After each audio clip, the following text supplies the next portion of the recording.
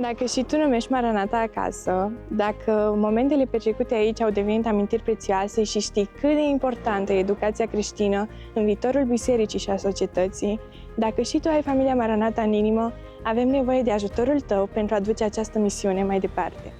Dumnezeu a binecuvântat Maranata cu mulți copii care doresc să studieze aici, dar spațiul a devenit insuficient.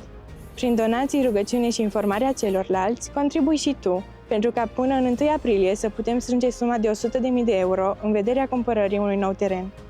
E momentul să dăm înapoi măcar puțin din ceea ce ne-a fost dat prin binecuvântarea acestui liceu. Dumnezeu a fost credincios în fiecare etapă a acestei călătorii. Credem că prin harul său și implicarea voastră vom putea face față acestei provocări, așa fel încât să putem striga împreună: